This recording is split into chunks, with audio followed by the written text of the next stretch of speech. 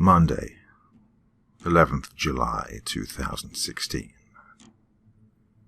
Dear Diary, I'm so glad I went to the dentist today. I've been delaying going for so long, and it turned out to be a great day, even though I was petrified. I always make a habit of being really early. It's a pet peeve of mine. An annoying one, but still. Moving on. I got a new diary today. I know people laugh at a man with a diary, but it keeps me occupied and it keeps my mind from thinking about how pathetic my life is. But moving on to the good news that happened today. I went to the dentist's and I met the most beautiful woman. It was amazing. The second I looked at her, I knew she was a fantastic person. She lit up every room she went in. We were waiting for around 15 minutes together. I originally was there for 20 minutes, but then she came in 5 minutes later and, oh my, she was amazing. The best part was there were so many other available seats. And she sat next to me, of all people. Because, in her words, I looked nice and friendly. I was so happy. The happiest I've been in a long time, in fact. She told me her name, which was Rosemary, but she told me to call her Rose. Oh, she's great like that. I told her my name was Darren, and she told me it was a great name. I found it amazing. No one has ever been this nice to me. We ended up talking about movies, politics, cute little animal videos on YouTube, and even sports. It was perfect. She was perfect. Unfortunately, she was eventually called into the dentist room by that prick of a dentist. If you don't realize, I also have some severe anger issues. I wish I didn't have them, but life goes on. I just thought I'd say my teeth are fine. Just need to floss more. But apart from that, everything's fine. But anyway, I digress. When Rose was about to head in, I knew I couldn't see her disappear out of my life just like that. I had to do something, so I quickly asked her for a number and asked if we could meet up again. She gave me her number. She told me to call her on Friday to go out to dinner. My heart was racing. I couldn't believe it. I was astounded. Can't wait for Friday. Friday, 15th of July, 2016. Dear Diary, today was amazing.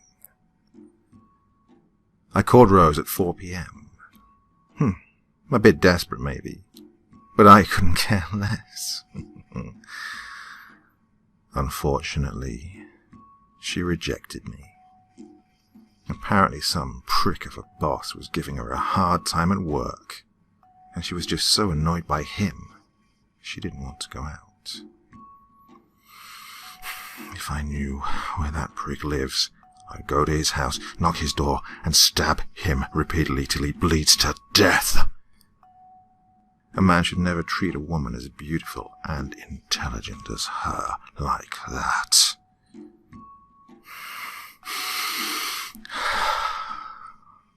But by the sounds of it, she'd had a rough day and that's why she wasn't in the mood. I said okay, but I didn't want her to have a bad evening just because of that prick. That's why I decided to call her about Oh, I don't know. Another 33 times. She at last agreed to go out with me to a restaurant. I insisted on picking her up from her home address. She declined. I kept insisting, and she just told me flat out no. That hurt me a bit. So, we decided on just meeting outside a fancy restaurant called Barracuda Bar and Restaurant. That was fine by me, although I was a little disappointed I didn't get to go to her house and go inside her bedroom and force her down. No. I didn't mean that. I did not mean that. Although she is beautiful and I can tell we hit it off. I love her. So, we met outside of it. Turns out we parked in the same car park, so that's convenient. She seemed excited to see me, and vice versa. The dinner was nice, and she told me I was funny. And that was great. When I saw her, she was as beautiful as I remembered. Stunning. As the dinner went on, though, she seemed to look worried by me. I don't know why. I suppose I was a bit forward. I kept telling her how beautiful she was every 5 minutes or so. But I'm not needy or creepy. I don't know where she got that idea from. That angered me a bit. We finished dinner, and I told her I'd pay, and she said her boss was making her work on Saturday, so she had to get up early. I'd love to kill him. She thanked me for paying, and she told me to call her again sometime. I couldn't wait to call her, so I waited till she drove out the parking lot, and I followed her home. I wrote down the address. It's here somewhere. Ah, here it is. 49 Harrington Way. I also found out she works at Wellington Soliciting Firm. Plus, her boss is going to be there tomorrow, so I may be able to have a little chat with him after work about making Rose work on weekends. Anyways, better get some sleep. I've got a big day tomorrow. Saturday, 16th of July, 2016. Dear Diary, so, I ended up talking to Rose's boss. He seemed to be quite understanding. Although, it's amazing how quickly he cooperated when I began stabbing him in the chest. You should have seen his fat face as I dug my knife into him. It was hilarious. Rose and all the other employees that prick made work on a Saturday left an hour before him, so no one would be the wiser. I hid the fat fuck in his trunk. After that bit of joy, I went to call Rose, only to find that she'd blocked my number. That really pissed me off. So, I decided to shrug it off and went to her house and put a note in her mailbox. I'll tell you the main highlights of the note. I first went on to explain the death of her boss, and how we could laugh about it over coffee on Sunday, if she wasn't doing anything. Then I go on for a bit about, well, I don't really know. It goes on for a bit, and I lastly go on to tell her to meet me under the bridge at Milford Street at 10 p.m. I arrived at 9:30 p.m. My pet peeve again. I stood there for about an hour until I left. I decided to go to the house. I arrived only to see a police car outside of it. This angered me a bit, but I gave her the benefit of the doubt. Maybe it was just a misunderstanding. I don't know what she's playing at, though. I'm not going to give up yet, though. It must have been her boss that was causing her this stress. Now she'll be happier than ever before, especially with me in her life. Well, never mind all that. She's not at that stage of acceptance yet. Well, anyway, I couldn't hear her that well inside the house. So I waited in the bushes on the side of her house until I heard the front door open after 5 minutes of waiting. I tried to eavesdrop on their conversation. I heard her mention my letter to the 2 police officers. They said they could go and check under the Milford Street Bridge, but that was it. As for her prick of a boss, the police said they looked around the area and couldn't see any traces, apart from his car still in the parking lot. Never thought of lurking in the trunk. Police are such a bunch of morons these days. I was just about to leave, but I suddenly noticed in her backyard there was a pile of clothes and underwear, just laying there, presumably hers. I thought to myself, it would be rude if I left without getting, I don't know, a memento. I don't think she'll be too bothered that I took a few items. Sunday, 17th of July, 2016. Dear Diary, I went to Kenny and Carl's hardware store on Castle Road, so I could pick up some essentials, just so our love could speed up to the point of us both accepting the relationship we're bound to have. I can't wait, Rose. I bought a hammer, a load of nails, boards of wood, some wire cutters, and I also had to get one of my knives sharpened so I can help the process along.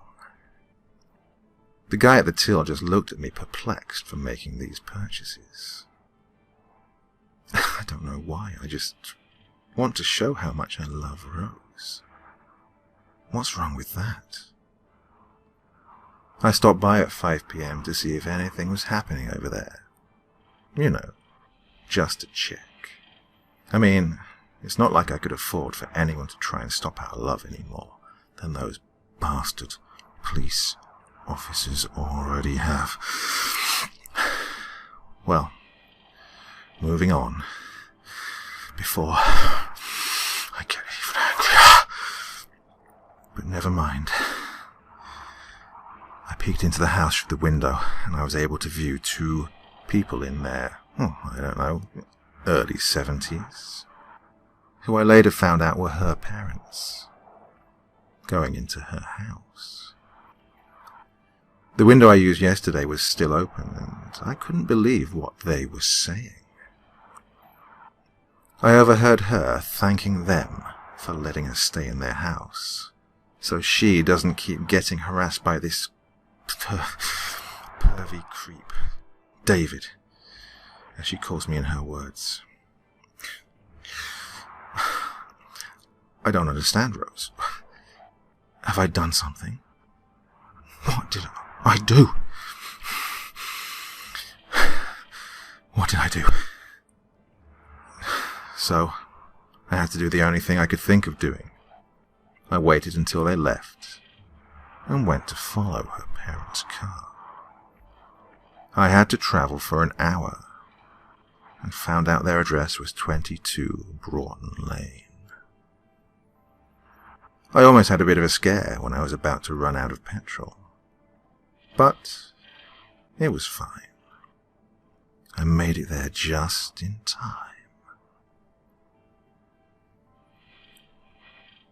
Monday, 18th of July, 2016. Dear Diary, I broke into Rose's parents' house last night. When Rose awoke, it was morning, and she was surprised to be at the top of the basement stairs. It wasn't all that bad, though. The light was on. I left a note on the step next to her, which Rose saw when she woke up. I looked up at her, and as she read on, she seemed terrified. This saddened me, as I just wanted her pretty little face to be happy. But I accepted it would take time for her to love me. I suppose I shouldn't have been so direct with her. I'll write down to you what it said on the letter. Dear Rosemary, I watched you sleep last night through the window. You're as beautiful as I remembered. You're such a lovely flower, Rose. I know it's corny, but oh well. I was slightly angered by you calling the police earlier, but this must be true love if I still want you. I tried your phone number, but it was blocked. You must have changed phones, I guess. But yeah, this must be true love. You look amazing, especially when you're asleep. I know you've been reluctant in the past about us getting together, but I just couldn't look at you anymore. So I broke in and felt your skin. I knew it was meant to be. It was so soft. Oh, and the reason I boarded up the basement door was so we could be together. So don't be alarmed. It was just in case you decided to have another change of heart, because eventually you'll realize it'll be for the best if we become partners. We're meant to be together. I know this is a lot to take in, but trust me, our love is real. By the way, don't worry about anyone interfering with us. I already had that earlier this morning. People just keep trying to get between us. At about 7 in the morning, there was a knock at the door, and I heard your parents get up, with your mum coming in. She screamed so loudly, I had to silence her right then and there. A second later, your dad came in. He was more of a challenge. He nearly killed me. But I just managed to stab him before he could get a chance to finish me off. Luckily, I knocked him to the floor. So I stabbed him even more, and there is now a massive hole where his heart was. I can't believe how many people tried to get between us. Funny story. That person at the door was a police officer. It turns out he wasn't sent out here. He just wanted to check how you were getting on. So no one knows he was here. He ran into the house with a gun. Fortunately, I was hidden under the bed. After I heard him yelling into the house, saying he was going to shoot whoever was in there. I was amazed at how you didn't even bat an eyelid. You really are a deep sleeper.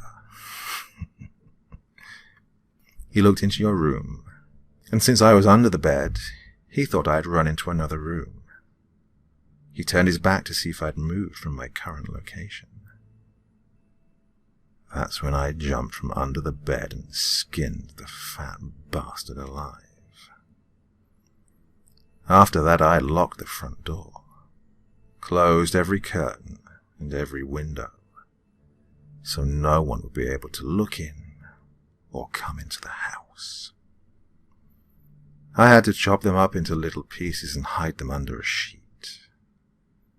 Your parents were quite easy as they were old, slim, and had weaker bones, so it was quite easy to cut them up.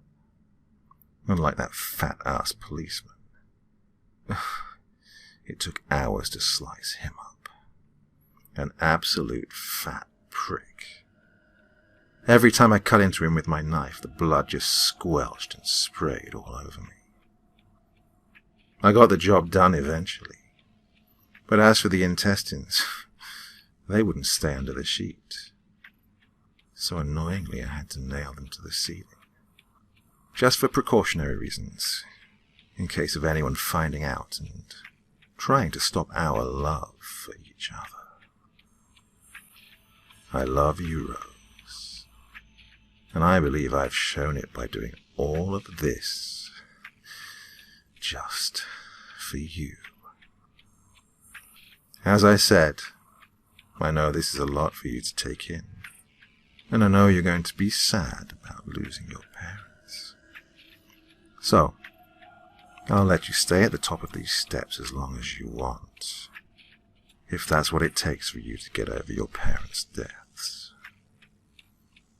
Also, there's no way to escape through that door with all the wooden planks in the way, especially when I've taken all the tools and left them upstairs. We can finally be together, Rose. Just you and me. Just like we always wanted. I'm going to tell you that I will be cutting off the power to the house. Also, I'll tell you that I left all ways of communication upstairs, such as your phone and such. But the quicker you embrace our relationship, the quicker it'll all be over. I'll be at the bottom of the steps when you're ready, my beautiful Rose.